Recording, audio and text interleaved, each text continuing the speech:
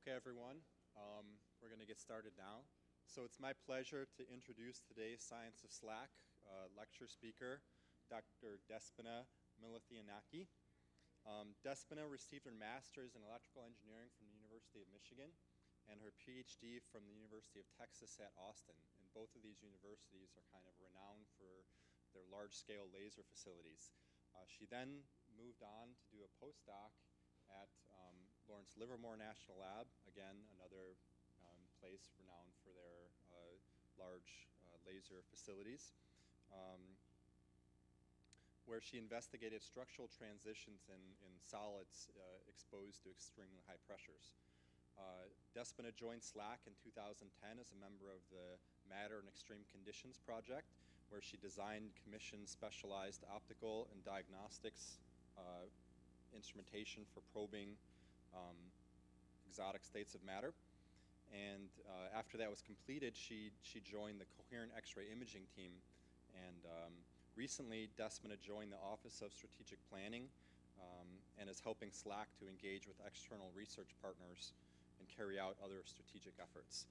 So during her time at LCLS, Despina led investigations of ultrafast phenomena in a wide range of materials undergoing dynamic compression, with the goal of demonstrating the unique capabilities of the LCLS for real-time atomic level characterization.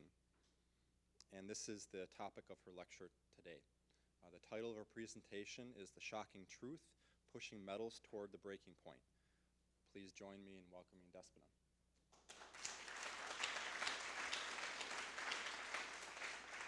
Okay. Thank you, David. Thanks, everybody, for coming. Such a great crowd this afternoon to listen to a topic that we're not used to hear so often. So extreme environments, environments of conditions of extreme pressure and temperature are all around us. From aerospace engineering to earth science to astrophysics, as well as the work we do here in our labs at SLAC, metals and other materials, we push them to the limit of their strength all the time. And the shocking truth is that despite of all those applications of materials in extreme conditions, we know very little about how materials behave at the atom level. So why is this important? Well, understanding how a material deforms under conditions of very sudden change in pressure and temperature, and understanding it at the level of atoms, can help us understand how to pair materials with applications, how to synthesize new materials, but also how to improve large-scale simulations that we do in order to predict what happens in materials under extreme pressure and temperature conditions. So what I'm here to show you today is the first experiments we've done at LCLS, where we took metals and we stressed them at very, very fast conditions, at pressures millions of times that of what we experience in the atmosphere. And we generated some movies. Those movies we then used to identify the macroscopic properties of materials, as well as validate some very complex simulations that happen at supercomputers, like, for example, at Lawrence Livermore or at Los Alamos National Labs. So just to give you an outline of the talk, I'd like to put into context what we mean by extreme. And I'm going to show you examples of extreme environments in nature, in research and technology. Then we're going to do a very quick 101 on metals and deformation. This is the fastest review of mechanical properties of materials that you're ever going to hear. We're also going to see LCLS. We're going to see the experiments at LCLS, and at that point I'm going to, I guess, reveal what the shocking truth of this presentation is. Now, supercomputers, as I mentioned earlier, play a very important role in visualizing the behavior of materials. So I wanted to spend a little bit of time giving you a few examples and where supercomputers are right now in the context of materials in extreme conditions, and how those simulations link to what we do at LCLS. Okay. All right, so our first topic, examples of extreme environments in nature, in research and technology. So again, just to put things into context, we're in atmospheric pressure. 1 atmosphere is equal to a unit that we in physics like to use, the gigapascal. So, but 1 atmosphere is 0.001 gigapascals. How does that compare to extreme environments in Earth? So here is an extreme environment caused by a meteoritic impact. That's the meteor crater in Arizona. And the meteoritic impact caused a pressure front of tens of GPa, which is the equivalent of 100,000 of atmospheric pressure. Now, this happened a long time ago. Just last year in Russia, we had the event of a meteor entering the atmosphere. And unfortunately, because of a shallow angle of entry, the meteor disintegrated before it actually hit. And so they did not generate the disaster as we had over here in Arizona. But the energy imparted by a meteoritic crash like this is pretty much raised roughly on the order of 20 to 30 Hiroshima atomic bombs. Now, Earth is a great lab for extreme events and extreme pressures, to be precise. So within the Earth's core, so as we're going deeper and deeper into the Earth, pressures can reach up to 360 GPa. That's the equivalent of 3.6 million times the atmospheric pressure. So we have the research in geophysics and earth sciences has a great focus on these conditions. Wendy Mao here at SLAC is one of those scientists who tries to understand how materials behave at those conditions using synchrotron sources and an LCLS recently. Now, the third example I wanted to show you is a research example, and is research happening just across the bay from here at the National Ignition Facility. In the National Ignition Facility is an amazing laser facility. In fact, it's the most energetic or most powerful laser facility we have in the world. We have 192 beams depositing 500 trillion watts of energy, of power, in 20 billionths of a second on a sample. So here, what we have is the NIF chamber. It's a 10 meter diameter chamber. At the center of the NIF chamber, engineers place a capsule. This is the fusion capsule consisting of a 2 millimeter diameter pellet of a deuterium and tritium mix. So in order to achieve fusion, or in an effort to achieve fusion, what happens, what scientists do at Livermore is try to focus all those 192 beams onto this, on the whole realm, and eventually compress this fuel pellet to almost 100 times that of the density of solid lead. So it is an incredible effort. For fusion energy, the equivalent pressures, or the comparison with atmospheric, is 100 billion times the atmospheric pressure. So it's these are extreme conditions of pressure in research. Now, coming to more applied research and more technological environments, I have examples here where extreme environments of pressure and temperature are generated either during material synthesis or during actually impacts and general operation. So in this first example, actually what I'm showing is the transformation of graphite into diamond. So this is synthesis of diamond by pressurizing graphite to pressures of, again, hundreds of GPa. In the case of aerospace, what causes most of the times those extreme environments are impacts from space debris. In the case of satellites, from re-entry into the atmosphere. For airplane engines, for turbine engines, extreme environments are a lot of times the result of impacts from, say, from hail, from birds, from other debris that may be in the runway.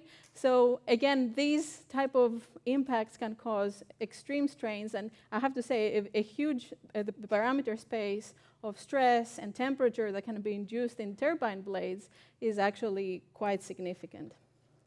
So we're going to focus a little bit in the example of materials in turbine engines, part because we had Rolls-Royce come over here and do an experiment, so they told us all about it, but also because the materials that are used in turbine engines are optimized not only for energy and cost efficiency, but also for safety.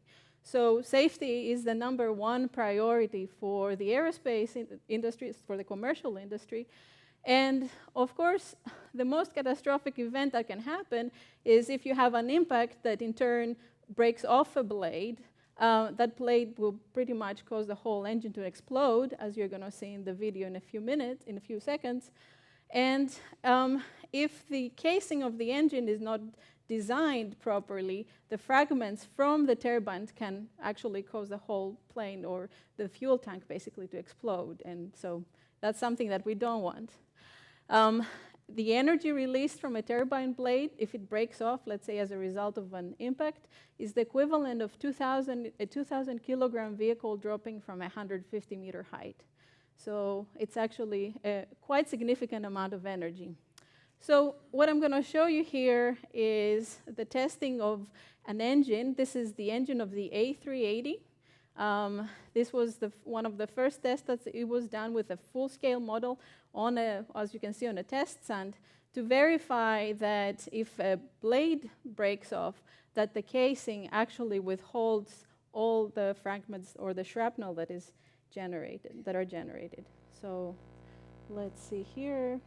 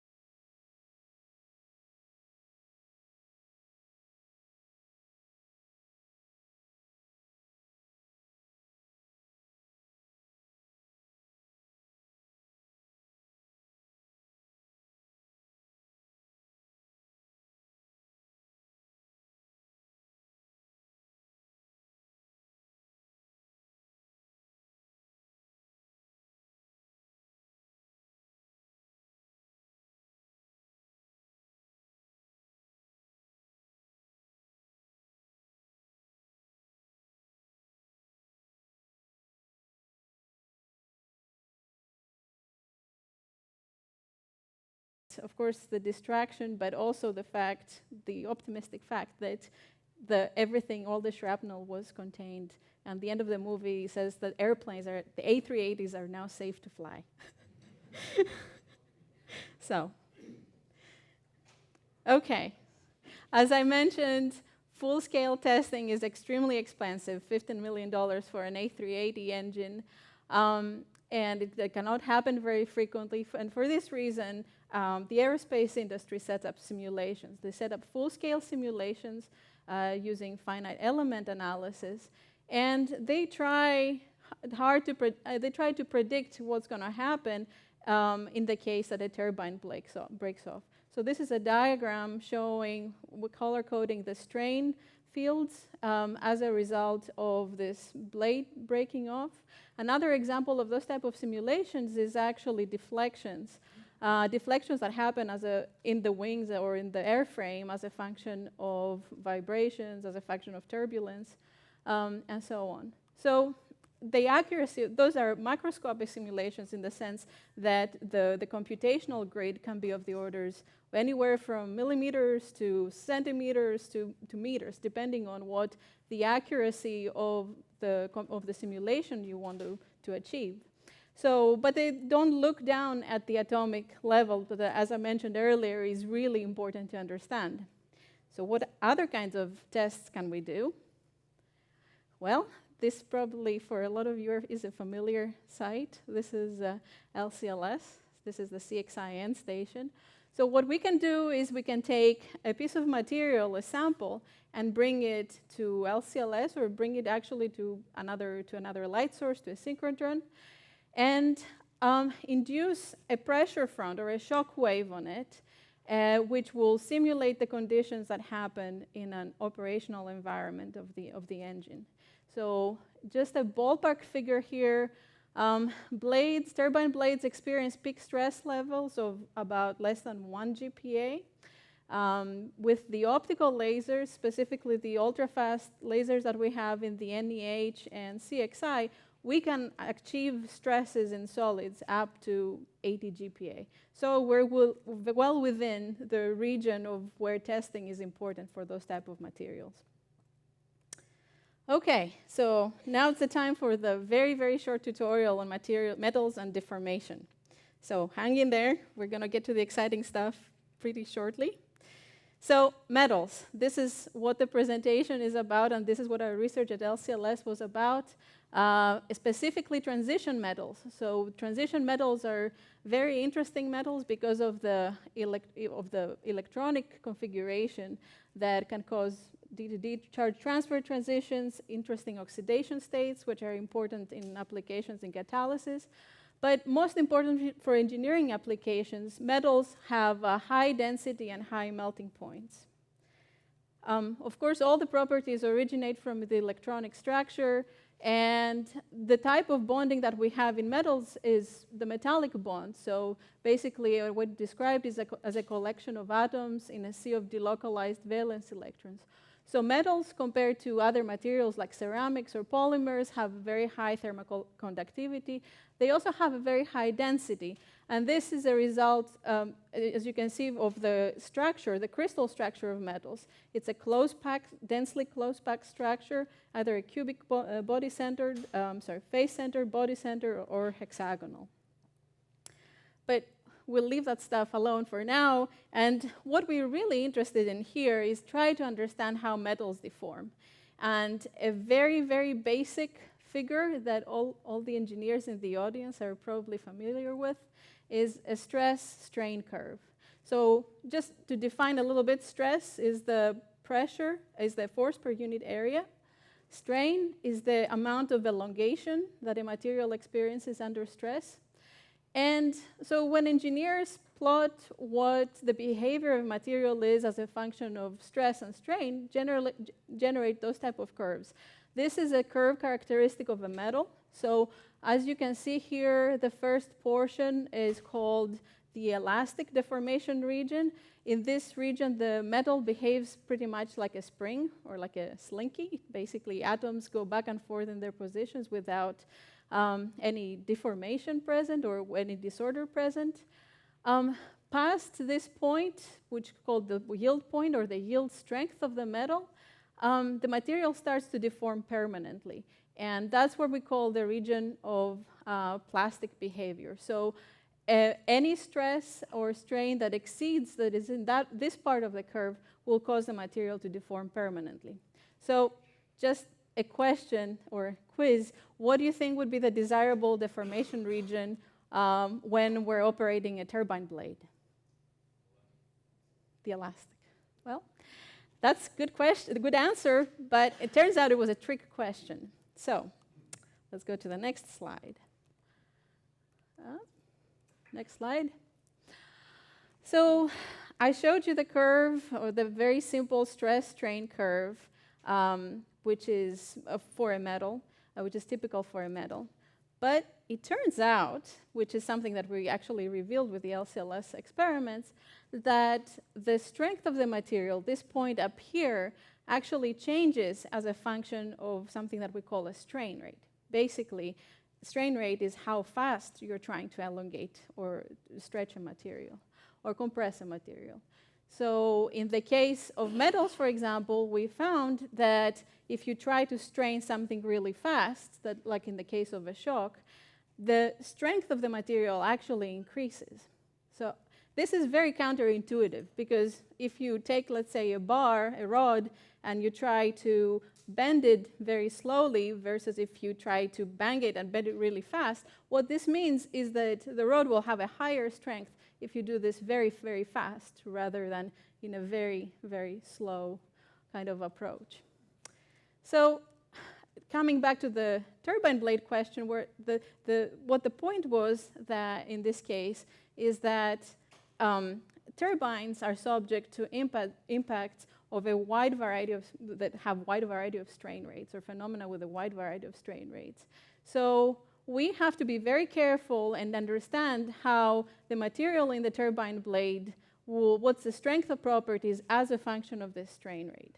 Now, the other part, the reason this question was also tricky is because titanium, which is a material that you typically use, or titanium alloys in turbine blades, suffer phase transitions. So they undergo a complete change in their order of atoms in the lattice, and that, if a material transforms to a new phase, can also give them a completely whole set of properties. So again, what we knew about this in this diagram, it will completely change if the material has gone, or the titanium in this case, has gone from this alpha structure to omega. So these are all problems that the aerospace industry, Rolls-Royce, was particularly interested in. Now, another way that the strength properties of a material can change completely depend on the form, is the form of the material. So we have metals that are in single crystal form, so the atoms are arranged in a very periodic configuration. We also have materials that are in polycrystalline form, and these are the what we call real-world materials. What polycrystals are basically a mosaic of single crystals, and in this picture, what the color coding shows you is that those single crystals, basically here and here and here, are oriented differently. So the strength of each forms is dependent on factors such as, for example, are they crystalline? Are the material single crystal, polycrystal?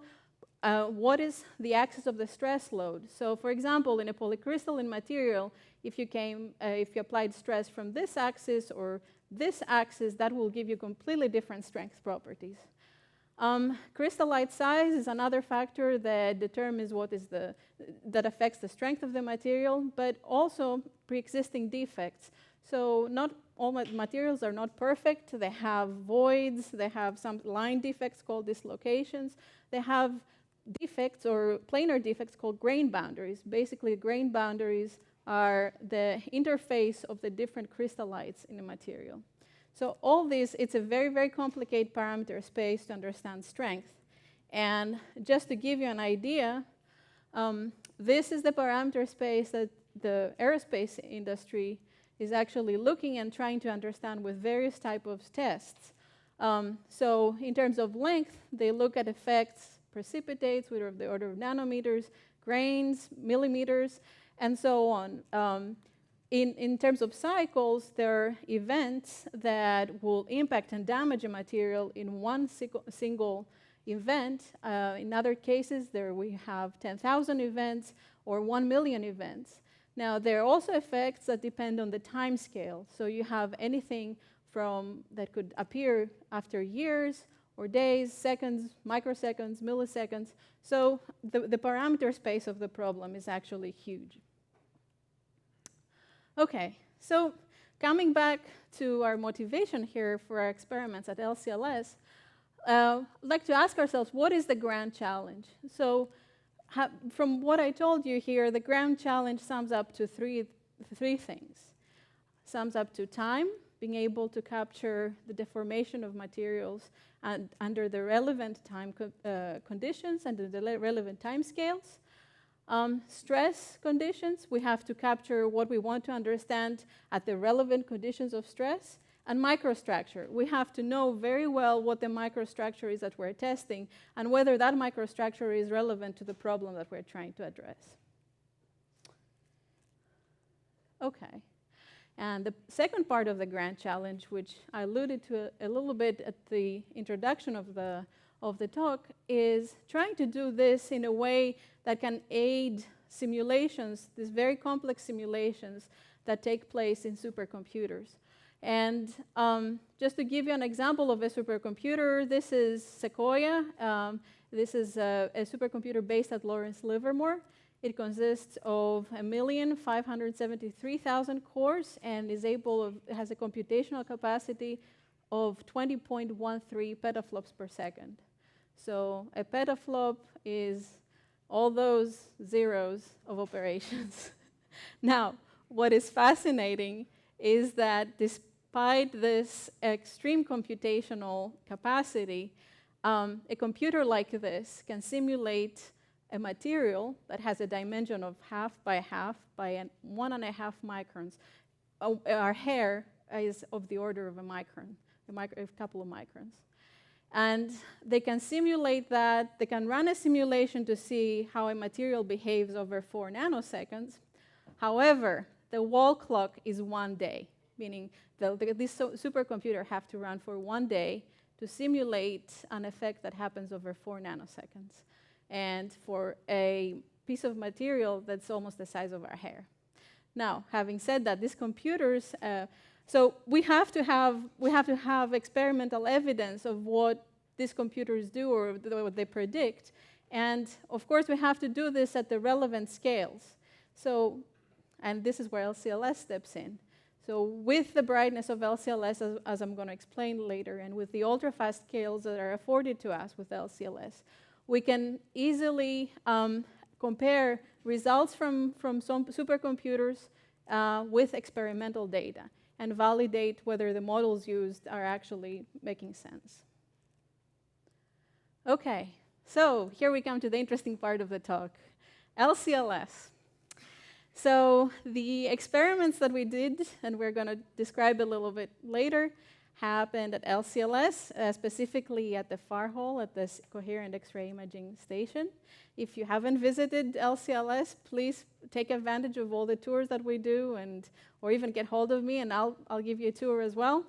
However, LCLS is an amazing machine, and beyond the end stations here, we have a lot of very interesting science and going on along the whole length of the machine. So just to describe a little bit of what's going on, the magic happens here at sector 20 in the injector, where a laser is incident on a photocathode, generating a bunch of electrons. Those electrons are accelerated over 1 kilometer section of the LINAC, attaining energies of up to 14 JeV. Then these electrons pass through the angulator hall. The angulator hall has a set of magnets that, with sinusoidal fields that wiggle those electrons and as a result generate X-rays. So then our instrument scientists take the X-ray beam and deflect it to the appropriate instrument, focus it, condition it in a way that the experiment requires. And we have 6 of those end stations, 3 in the near hall, first 2 in the soft X-ray regime, and the far hall in the hard X-ray regime. The end stations that are relevant for material science in extreme conditions are pretty much all of the hard X-ray actually instruments, especially if they're equipped with lasers. Okay, so what's the buzz about LCLS and materials in extreme conditions? So the number one reason that these experiments are so important and so suitable for LCLS is, of course, the brilliance. The FEL, the LCLS FEL, is almost 9 orders of magnitude brighter than synchrotrons. It is also brighter than laser X-ray sources, so X-ray sources generated within laser plasmas. And the reason it is brighter is because the spectral bandwidth of the FEL is much narrower than what can be produced by laser plasma sources. Now, why is brightness important? Brightness is important because we actually destroy our samples on a single shot. So what we want to achieve is we want to gather as much information as possible with one single shot. So the data, in fact, that I'm going to show you later is data captured on a single shot basis. Okay. The reason number 2 why materials in extreme conditions is very well suited here to LCLS is the the ultra-fast pulse duration of LCLS. So for you that are familiar with photography, you probably can understand right away what I'm going to say over here. So LCLS is a camera with an extremely fast shutter. It's a femtosecond shutter. So what is the effect of having such a fast shutter? Well, as you can see over here, if you take a photo of a moving pinwheel, if your shutter is very fast, you're going to capture a still. Whereas if your shutter becomes progressively slower, the image is going to be blurry. Now, in our case, we're trying to capture phenomena that happen in the material, deformation that propagates in material at speeds of over 4 kilometers per second. So very, very fast phenomena. Atoms, the lattice is deformed extremely fast. So that's why LCLS with a femtosecond pulse duration is very important. For example, with laser plasma sources, which are X-ray sources with pulse widths of the order of nanoseconds, nanoseconds for the speeds that we're talking about translate to basically microns of material. So you integrate what happens in a microns of material if you have an X-ray source of the order of nanoseconds. So images there would be have some blur. Okay, so reason number 3, high repetition rate. Again, as David mentioned earlier, my background is laser plasma X-ray sources and science in those type of sources, those type of machines. So here I have a picture of a data piece for my thesis versus LCLS. So what I'm trying to say here is that LCLS can capture data at 120 hertz, so we can do an experiment really, really fast, compared to other sources, like, for example, laser plasma X-ray sources, where we capture information of material on a deformed material at a rate of 1 shot 30 minutes. If you integrate time to process images and film, probably of the order of 1 shot every 1.5 hours to 2 hours. In fact, if you're interested in seeing how this looks, I have a couple of data pieces down here. So at the end of the talk, if you'd like to see how atoms are captured by scattered, the position of atoms is captured by scattered X-rays on film, please feel free. I'll show you a few of those over here. So data rate, important for capturing as many snapshots as possible, and of course generating movies. Reason number 4 is optical lasers. LCLS is a unique facility in the world because it combines the brightest X-ray source as well as a very unique suite of optical lasers as well as diagnostics that help us understand materials in extreme conditions. Of course, over here what I'm showing is the flagship hatch of LCLS for materials in extreme conditions, which is MEC.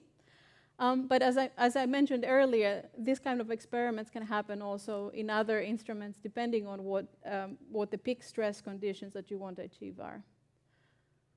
Okay, so I cannot keep talking without explaining now what a shock is, because this is going to come a lot downstream in the talk. So this is a very, very simple explanation of what a shock is. Basically, it's an analogy between a rocket launch and a shock wave. And if you think of the shock as being the rocket, the way that the shock is launched in the material is a similar way as the gases coming out of the rocket propel the rocket up in space. In the case of a shock front, the gases are actually the ablated material, or the material that is yanked out by the deposition of the optical laser from the front surface of the sample.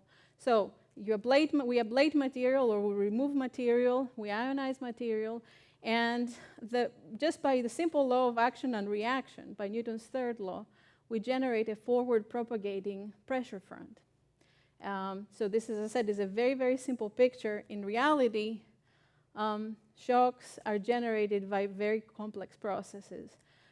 In fact, these types of processes is what one of our distinguished scientists here, Siegfried Glenzer, studies all the time, and refer to how energy is transported from an optical laser to a sample via processes in the plasma, like collisions of ions and electrons, transport of energy via radiative processes, temperature gradients, and so on. Now, for us, what we're interested in is what happens here after the shock is generated. We're not, of course, we understand how the shock is generated from these processes via simulations, but what we're looking at with the experiments at LCLS is what is happening within the material. Okay. So again, a very simple overview of what a shock is. A shock wave is, the formal definition is that a supersonically traveling discontinuity of pressure, density, and temperature. The way a shock wave is formed is you start by initial disturbance or initial compression that steepens up as it propagates in a material. And this is pretty much comes from the fact that high pressure regions of a disturbance front propagate at a higher velocity than low pressure regions. So here what I'm showing to you is actually a bullet traveling at a supersonic speeds in water. And as it travels, it compresses layers of water ahead of it to the point that it's actually generating a shock front. All right. So let's see. We've talked about metals. We talked about shocks. So it's about time now we put everything together to understand what we do with LCLS. And I have to admit, the inspiration for this type of experiments came back from when I was a graduate student at Livermore. My colleague across the corridor from me was a theorist. And what he did all the time was do these gorgeous simulations that produced nature covers. And me, the poor student, I was always in the lab developing film, doing very complicated laser experiments. However, on the flip side, his experiment or his simulations could never be actually validated with an experiment because all he did was simulate what happens in a micron or less size of a material at picoseconds time scales. So fast forward 6 years later, we're here at LCLS. We can see that, yes, we have enough signal to probe a micron piece of sample, and we have a source that can give us great spatial, great temporal resolution. So we decided to do this experiment in CXI and see whether what we see here and what he simulated is actually match. So what we did is we did X-ray diffraction. Now, I'm not going to go into detail what X-ray diffraction is, but just to compare with our common knowledge of X-ray radiography, so X-rays, we're of course very familiar to how we use X-rays in a medical environment. So this is a picture of a bone that was fixed with a very, very long screw. So what we're actually looking at is X-rays transmitting through material, through metal, through bone, through tissue, and the grayscale tell us what is the density of the material that X-rays are transmitting through. So we're looking at maybe resolutions of tens of microns. On the other hand, X-ray diffraction, what we do at X-ray diffraction, we take a material, in this case, as I'm showing copper, and we scatter from atoms. So, of course, there is some transmitted beam going through, as in the case of X-ray radiography, but the signal that we're primarily interested here is the signal that is related to scattering from atoms that are in specific positions in the lattice of the material.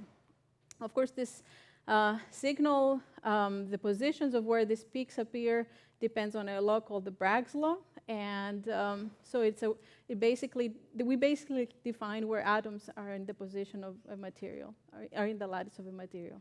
So this is the configuration that we used at LCLS. So we took a sample cassette with copper deposits, 1 micron thick copper deposits, and we shocked them using one of our optical lasers. We shocked them at the exact conditions of what the previous simulations were doing, and at the same time we brought in the LCLS FEL to try to understand how the position of atoms has evolved as a function of time. With this time and time again at delays or at time intervals that differed of the order of 10 picoseconds. And so we captured movies with a detector here in CXI of how the atom positions evolved as a function of time and as a function of the stress load of the shock front propagating in the sample. So a few other bits of, I guess, trivia here for the experiment. The beam, the spot size that we probed was of the order of 30 microns, and we used a spot size or a laser spot size of the order of 200 microns to generate the appropriate conditions that we needed for the experiment. And this is pretty much our experiment. This is CXI. We added an extra piece of equipment called the multi-pulse amplifier to boost the energy of the laser in CXI. We placed our samples here in a sample chamber, and as you can see, they're placed on a long traveling stage. Actually, it's a 3-axis stage that we use to raster those samples pretty fast. And then we brought in our optical laser to generate shocks. And this is a snapshot captured with a camera inside the vacuum chamber, showing you the plasma glow from the sample as the laser hits on it. And you can actually see places where the laser has been before from these spots here on the sample that have been drilled out, where the material has been drilled out. In fact, you can see it on this image as well. So it was a very fun, the experiment was very fun, it was a lot of fun, and we captured movies that actually span 180 picoseconds of what happens in the material. So here is the first movie. So what you're seeing here is, first of all, atoms, the diffraction from the ambient sample. And as the shock is propagating through it, we have these diffuse features appearing. And what this means is actually the atoms are starting to displace from the nominal positions due to the shock. And I'm going to explain a little bit better what happens with schematics later on. But this is another image of a section now of the diffraction ring, showing how, again, how atoms are moving as a function of the shock propagating through the sample. Okay. So it's a very, very slow motion movie. As you can understand, this is 100 picoseconds total, played for you within 20 seconds. So it's an extremely slow motion movie. Okay, so what was happening in here? So what was happening in here, this is the ambient crystal, and we brought in a shock that we generated with an optical laser, which originally compressed the material in the elastic state that we explained earlier on. As time passed by, the material started to respond by forming dislocations or defects.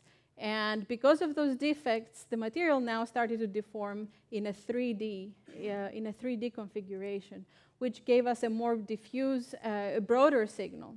Now, for titanium, if, for example, we're compressing titanium above a certain phase boundary, we would have got a new phase.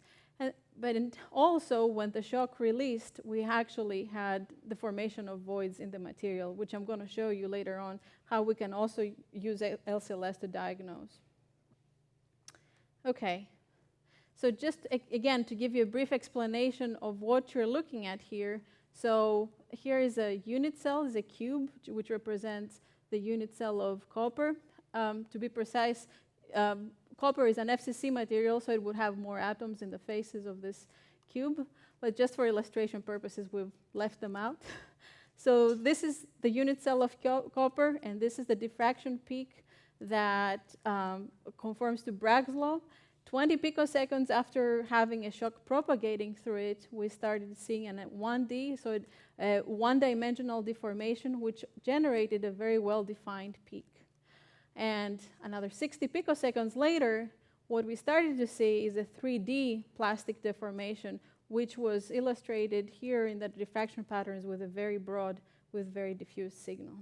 So this is a very qualitative analysis, and we were able to do the experiment to understand what was going on just by the experience we had with previous X-ray diffraction experiments. However, to take out the physics and the strength properties of the materials, we had to do quite a bit of analysis and quite a bit of simulations. So in fact, the simulations here were performed at Oxford University by Justin Work and Andrew Higginbotham, who did an excellent work in taking the diffraction patterns that we generated with LCLS and comparing them to simulations.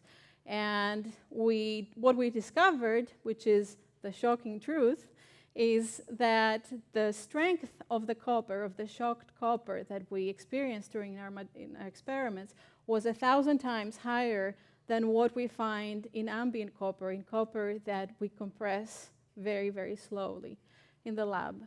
So this was a very surprising result, but it was a result that indicated to us that we should be really looking at the strength properties and materials in the relevant timescales, in the relevant stress conditions, in the relevant strain rates, as I said earlier on. Okay.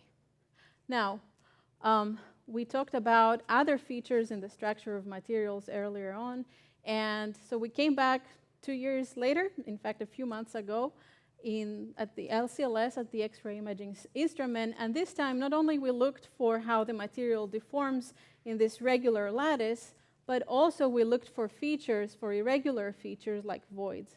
So this time around, we had the opportunity to implement 2 detectors working simultaneously to capture data both as a function of the lattice being compressed as well as a function of the voids that were generated as a function of time.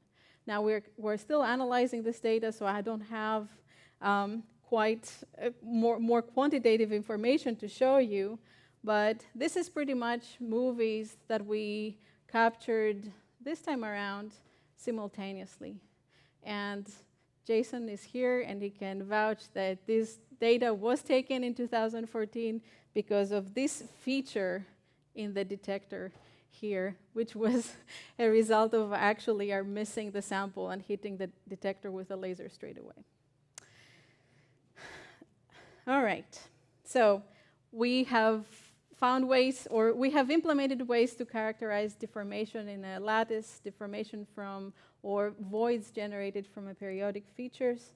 And this was actually a very, very important demonstration because it showed to industry, and specifically Rolls-Royce in this case, that they could come here and they could use techniques that we have implemented to understand what the material properties and what the material behavior is in turbine engines. Specifically, the goals of Rolls-Royce was to understand the response of titanium and zirconium metals alloys at extreme stress conditions in turbine engine environments. They also wanted to take data out of LCLS and embed them in large-scale simulations of such materials. And in general, their whole purpose of coming here is to understand how they can drive innovation in engine components. By taking advantage of unexpected features in the material properties, like I mentioned also for copper. We also held a workshop at SLAC last October for the application of LCLS in industrial research, trying to expand our a range of industrial applications that can come over, or industrial users that can come through to LCLS in chemistry, in material science, as well as in biophysics. Okay, so I've talked about experiments and the importance for understanding materials features on materials deformation. Now, I mentioned that I was going to talk about supercomputers. And the reason I wanted to talk about supercomputers and simulations that are done with supercomputers because they have and they continue to play a very critical role in predicting material behavior under dynamic conditions. In fact, if you were here during Secretary Moniz's visit, you've heard that one of the critical missions of DOE is to understand how the stockpile, how the nuclear stockpile behaves without ever having to test those type of materials.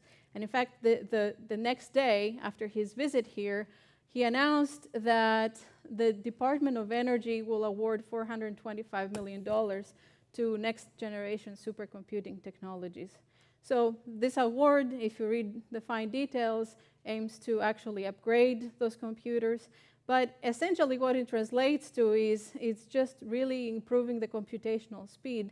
But as far as simulations, they are still limited to the micron type features that we talked about. Now, supercomputers have a a very important challenge, a very significant challenge when it comes to addressing shock dynamics and microstructure. And if you look at this diagram here, the space where we want to address and understand shock dynamics and microstructure is up here. So we want to be able to simulate cells or set up simulations that have atoms, 10 to the 12 atoms. We want to do this over a period of nanoseconds to microseconds. And also, if you're talking about microstructural evolution, this even becomes more stringent, 10 to 12 atoms, but simulations that run over seconds at a time. So what is the current state of the art with MD simulations? So what we can do today is we can simulate materials that have grains. Here is examples of grains of the order of 200 nanometers. 10 to the 10 atoms, which translates to a volume of half by 1.5 microns. And again, this simulation time of 4 nanoseconds that's required translates to a wall clock time of 1 day on the Sequoia supercomputer at Livermore. Now, to address this challenge of simulating shock dynamics with respect to microstructure and microstructure evolution, theorists would like to extend this capacity, and they would like to go to a system that has an order of magnitude higher in the number of atoms, a little bit larger cells, more accurate potentials, which translates to 3 weeks of computing time on an exascale system. And just to give you an idea, the cost of exascale computing is $1 billion in electricity per year, which actually makes LCLS like a bargain in that respect. So we have, with the experiments that we've done at LCLS, we have demonstrated that we can actually address MD simulations that are done now. We can address MD simulations that we would like to do. So, and in fact, we can do this. We can provide all that with an experiment that lasts minutes. And in fact, just a quick calculation, if you were to take 1 million steps or 1 million shots at 10 hertz rate, which is a nominal rate that we do this type of experiments with lasers, this would take about 28 hours of LCLS beam time. Now, there is the other time that needs to get factored in there, and that's data analysis. So that's something we have to still work on in order to be able to understand how the data that's flowing in from the detectors, how that can be analyzed in real time. But overall, there is a very strong synergy with LCLS material studies and MD simulations, which, as I explained later, are very important to the DOE mission. So I wanted to come back to the MD simulation that I showed you earlier that appeared in the cover of Nature back in 2006, just to give you an idea how those simulations look like. So in this case, Eduardo Bringa, what he chose to visualize with his MD simulation is actually the atoms that have been defected or have been displaced by the shock. And so he assigned different color codes depending on, for example, what the value of displacement is. So let me play the first simulation. He did 2 types of simulations. So he did one simulation with a shock that was rising instantaneously in the material, and he did another simulation with a shock that was rising within 50 picoseconds. So I'd like you to see the difference, which will reinforce one more time the argument on strain rate. So here is the first one. So in this simulation, the way that pressure is induced in a material is by assuming a piston that is driving the atoms, along the simulation. So all we see here is we see this green and blue scale, which means, okay, there is some deviation, or what we call there's a homogeneous growth of dislocations in the material. Now, if we look at the simulation over here that he did by making the shock rise time a little bit slower, in other words, 50 picoseconds, this is what the simulation looks like. So there is a very, very different behavior in how the material deforms in this case versus the case of a slower strain rate. And what you're looking at here is actually a phenomenon or a type of defect called dislocation loops. And what is happening is those dislocation loops are colliding and they are forming these butterfly shapes. And the effect of these butterfly shapes is that any dislocations that are now propagating or starting to form and propagate later from this side of the material are now locked behind. So the material is going to stop deforming plastically because of the dislocation loops that have been generated ahead of the material. Now, what is really, really interesting is we can do this. We can test this out at LCLS. We can generate shocks with different rise times because of the lasers that we have and the pulse shaping capabilities we have. We can also look at this effect. Now, we're going to say, okay, how are you going to image dislocations? Well, turns out that one way we can infer dislocations is by taking these simulations, simulating diffraction of the atoms here, and see how this compares to our results at LCLS. But you can also do direct imaging. And in fact, what Rolls-Royce did when they came over here a few months ago is they tried to image what happens in a single grain of a material as this material becomes deformed and specifically becomes twinned. So we had a really nice progression, as you can understand, of experiments in materials that are deformed from X-ray diffraction, from a combination of X-ray diffraction and small angle scattering, to now the first experiments where we're trying to integrate also imaging. So LCLS is a very, very exciting facility, and there is very, very exciting science coming ahead of us. So I'd like to summarize by saying that LCLS has provided the first atom-level views of materials at extreme conditions, revealing behavior that contrasts our everyday perception of how metals deform. So it is quite unexpected to see a material that you stress very, very fast actually acquires strength 1,000 times greater than what it is at ambient conditions. The research in materials at extreme conditions is a very fertile ground for new discoveries as well as synergies with large-scale simulations. So we hope that a lot of us are going to continue this type of experiments and basically starting from the demonstrations that we just showed. It's a multidisciplinary research spanning a wide breadth of problems in material science and engineering, and especially in areas where understanding how ultra-fast deformation processes occur. And finally, I'd like to say that LCLS, as I mentioned earlier, is an extraordinary facility because we have a unique combination of lasers, the brightest X-ray source, and of course the best people to do this kind of science in the world. So, and of course, and run the best machine in the world, the best FEL in the world. So I'd like to thank all of you.